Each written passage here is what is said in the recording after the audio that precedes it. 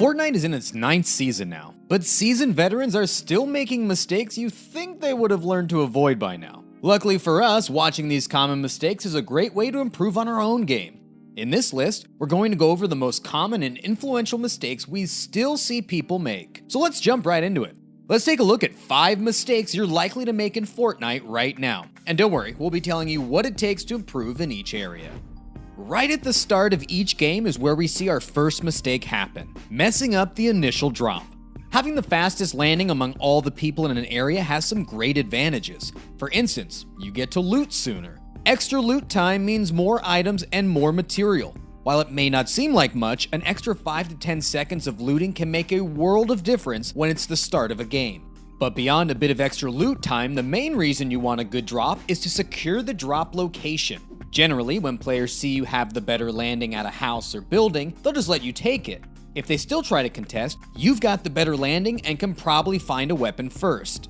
We feel the only exception to this is when landing on a roof for a chest. Gliders are pretty silent at the start of the game, and players who know this use it to their advantage. It's not uncommon for them to land on someone going for a chest to get that pickaxe elimination.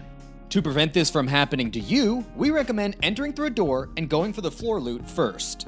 Securing a drop location is especially important in highly populated zones like Mega Mall, Neo Tilted, or Pleasant Park.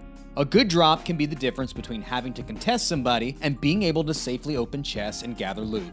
So how do you achieve these good drops? Well, it's all in the landing mechanics. In Fortnite, your initial jump from the bus allows you to skydive at incredible speeds. However, once the game senses you've gotten close to an object or terrain, it will automatically pull your glider.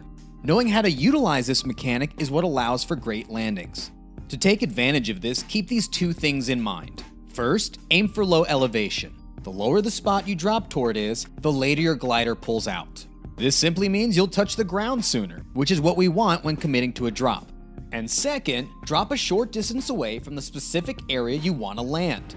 Newer players make this mistake a lot. They'll drop directly above the POI they want to land at and just end up hovering, waiting to land. Instead, you want to aim at the location and deploy your glider at the perfect distance. When done correctly, it leads to faster and more precise landings. Season 9 has introduced a couple of new ways to drop quickly as well. The slipstreams and floating platforms added to the map put you in skydive mode as soon as you enter them. You can potentially shave off a couple of seconds from your landing if utilized properly. Like in previous seasons, ziplines can also allow you to reach the ground faster. Just glide near it, enter the zipline, and then jump off. If you feel like your drop is a little short or needs adjusting, you can use volcano vents to enter skydive mode again. While these mechanics can help you achieve better drops, we recommend not focusing on them too much and instead work on the base mechanics that remain the same from season to season. Trust me, I also wanted to jump right into the more advanced stuff when I first started out, but taking my time with the basics really helped me get battle royales in arena mode. The dropping mechanics in Fortnite are quite intricate and difficult to master. It may take several hundred attempts before players can get a real good feel for fast drops. Messing them up is all part of the learning process, so don't be worried if you botch your landing a few times. Like most FPS, Fortnite players are better off making peaks on the right side. The reasons vary from game to game, but in Fortnite, here are the most important reasons why you don't want to peek on the left-hand side.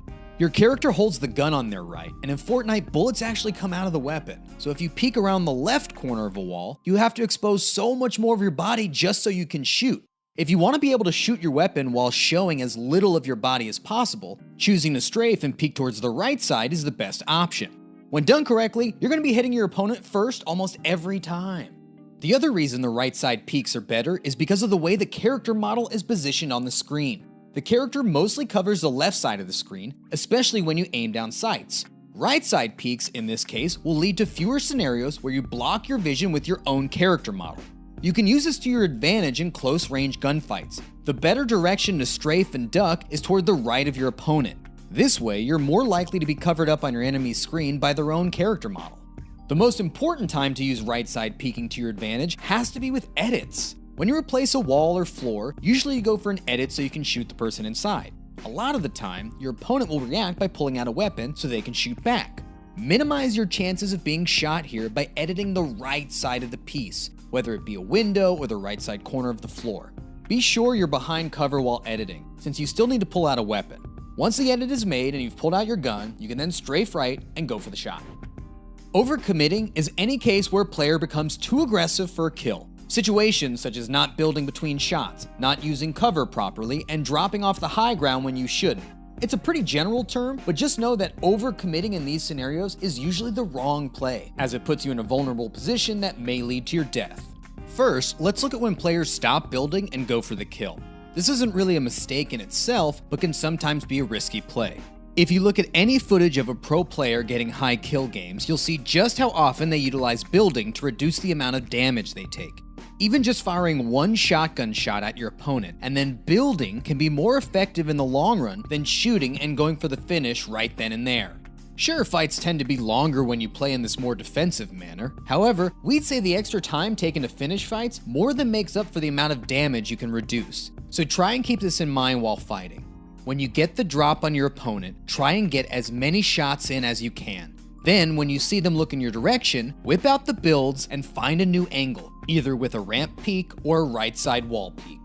When going for those peeks from behind cover, being able to show as little of your body as possible is actually a skill that many players don't think of anymore. Even when they have the advantage, we've seen so many players over peek and die because of it.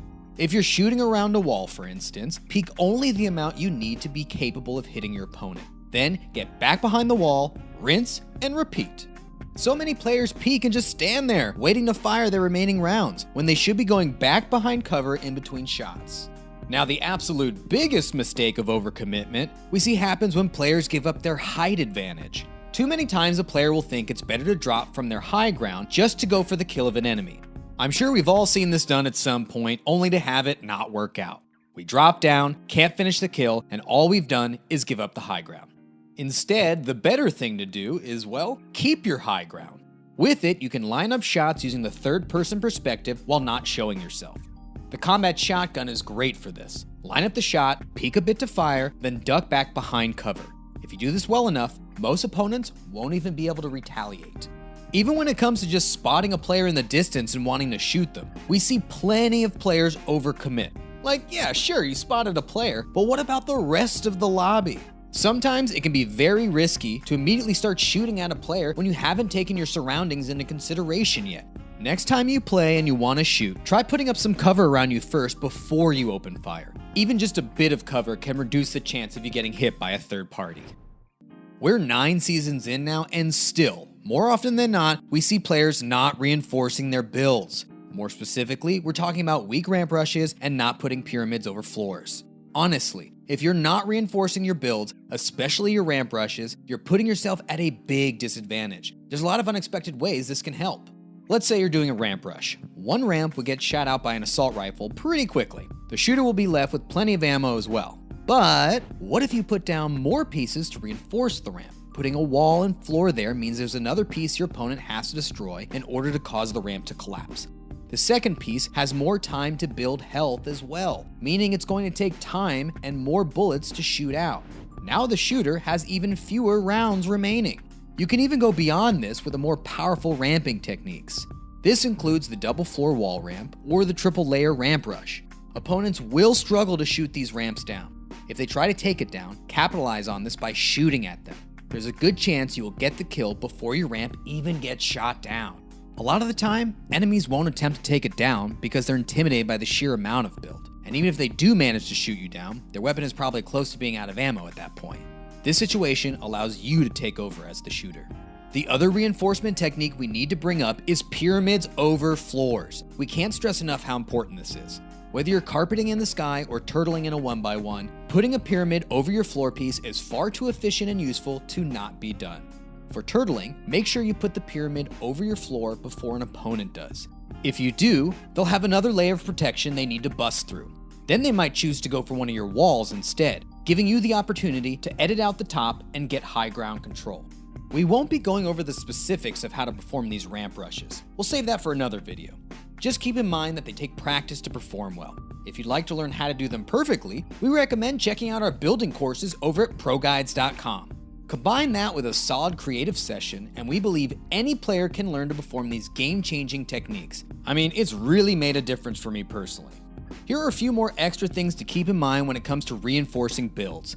Know that splodes can destroy these ramps easily. Your opponent only needs one rocket or grenade to take them down. Also, you obviously end up using more material when reinforcing builds, so you always need to keep the amount of material you have in the back of your mind while playing. Sometimes you just don't have that much material. That's just how some matches can be. Often in these low mat situations, you need to build as little as possible to make sure you'll be able to build later on. Finding and getting used to the right balance is key here. Prior to Season 5, there used to be plenty of good reasons to build with wood. It was obviously the easiest material to farm, and still is. But also, its starting HP was higher, and it would reach max HP the quickest. Eventually this was changed. Wood's health no longer beats brick or steel. I mean, makes sense. So what's the best material type to use now? Well, let's list them by strength. Metal, brick, and then wood. But really, choosing the right type can depend a lot on the situation. In a build fight, your opponents will be shooting at your build in an attempt to knock you down and land some shots. To get the most protection possible, use steel or brick during build battles. It's also a good idea to pay attention to what material your opponent is using and try not to use the same kind as them. If they aren't using the same type as you, you'll more easily be able to replenish your mats after you eliminate them. For traversing the map as well as late game rotations, wood can be a good choice since you're mostly using it to move around and not as cover. You generally want to save brick for situations where you need them as cover. Of course, you want to do the same thing with metal. When fully built, metal is the only material that isn't easily see-through. This means opponents will have a much tougher time figuring out where you're positioned inside a metal base as opposed to wood or brick. Not only that, but the max health on metal walls is over 3 times that of wood, making people in the lobby much less inclined to spam your walls. When setting up a base or 1x1, you should always try and use metal when you can. And there you have it, 5 common mistakes even pros make in Fortnite and how to fix them. We know you'll be able to apply most of it to your own gameplay. To learn even more, be sure to check out our Fortnite courses over at ProGuides.com. With over 20 courses available, you'll be able to find much more in-depth information when it comes to the topics we've discussed today. If we've been helpful, please feel free to toss us a subscription and like the video. If you have any thoughts on common mistakes you think Fortnite players make, let us know in the comments. As always, thanks for watching.